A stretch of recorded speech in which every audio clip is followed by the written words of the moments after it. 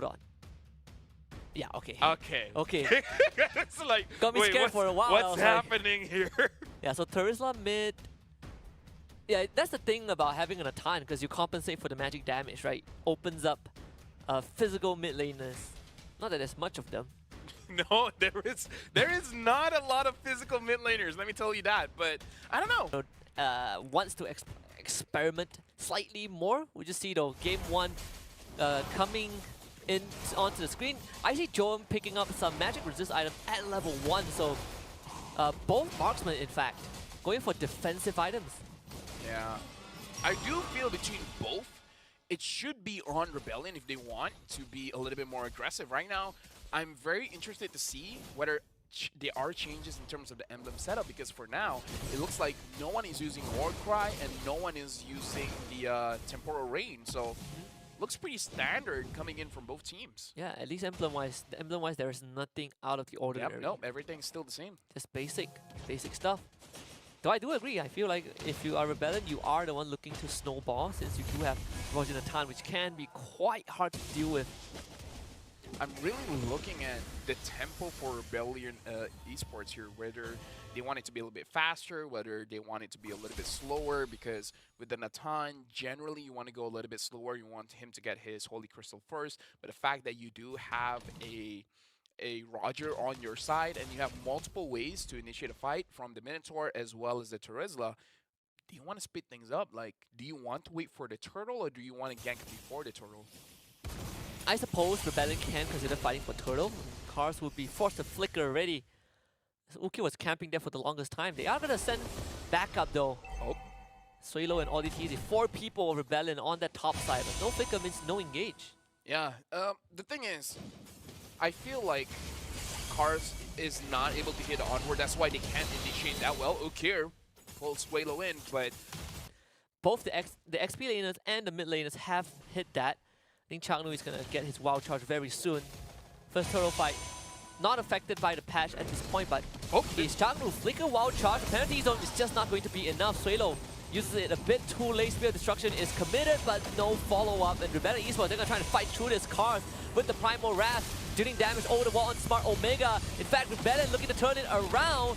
Wukio gets the pull on TZ, but it will be Andoryu that gets the turtle. I feel like as good as that looks for Rebellion Esports, still on Smart Mega, because trading 1-for-1, but Smart Mega having the turtle advantage is definitely a big thing. And then now, looking at Joam actually has a winning lane going up against D, where, again, this is to be expected. This is a Moskov going up against a Natan, where the Natan has multiple instances of damage having been nerfed, where compared to the Moskov, is mostly on the attack speed of the first skill, as well as the duration in terms of the cooldown for the second skill. Yeah, and Joam, he went for the first item, Corrosion Sight, didn't even bother to get boots. And the fact that he won that lane means that he can continue to snowball against D.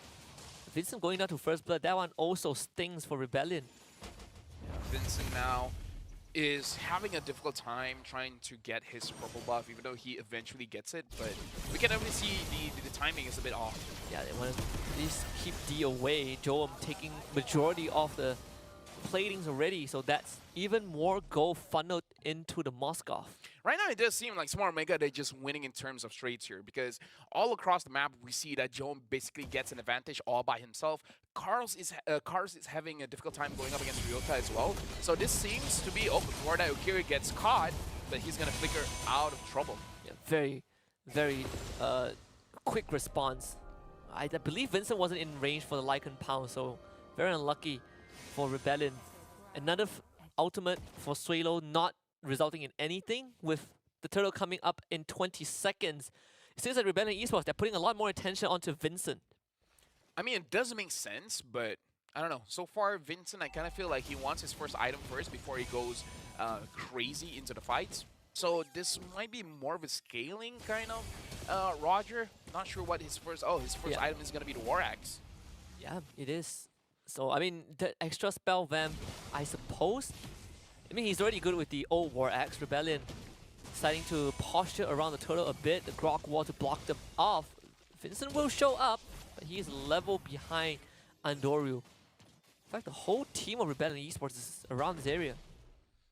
For now, we see that Cars as well, Suelo is in the mid, but 3 members of Omega is there as well. Goes on to Atoryu. They're gonna try. Vincent gets the turtle. Then around forced out already. Dome finally joins the fight as Cars uses the primal wrap. Suelo in the midst of things. What a flicker wild shot from Chaknu. Instantly just bulldozes through the ranks of Rebellion Esports. And that is what Smart Omega needs to find a couple of kills. They lose Chaknu, but they find 2 in return. I mean, like, Jome gets a kill off of that, so I think, like, that's big, but same can be said by D. Hold on, Suelo. Still one more, and this one goes over to Andoryu. That's kill number 3 for Smart Omega. Right now, Smart Omega, they have the better tempo here, especially because they have a form of high ground with the Faramis compared to Rebellion Esports in terms of how their damage is spread. There's a lot of physical damage here, and in terms of how the heroes work in Mobile Legends is that their magic resist is much lower, so magic damage is a lot when it comes to the early stages of the game. So having not a lot of magic damage here for Rebellion Esports is really slowing them down a bit. Yeah, especially when you are just fully relying on the Natan. At least Rebellion will try to get something done on the bottom side. Andoryu, he's quickly arriving, and Entropy is ran out, so D needs to quickly retreat.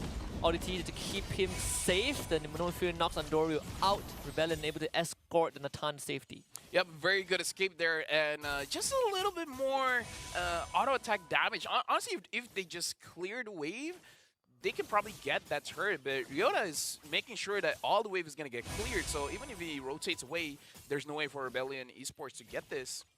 Unless the Minotaur tanks a bit and give it the Natan free hit, but it looks like they're not going for that. Yeah, but Minotaur did go for the Flash of the Oasis despite the changes to that item in this patch. Okay, Joem, he's about to hit his Holy Trinity. Wow, on his way there. 800 gold ahead of D at this point of time with the third turtle coming up. This is not good for D because we have to put into perspective that the items for Natan is much more expensive. Compared to the Holy Trinity, Suelo blocked off. Might have to use the Flicker to get to safety. He's still holding on to it, taunted, and now Flicker's out of the Praiser's Wrath, but that is enough for Smart Omega to turn to the turtle. I just look at the gold lane and it looks like both marksmen almost took each other out, but it seems that Jome is able to heal up a little bit more.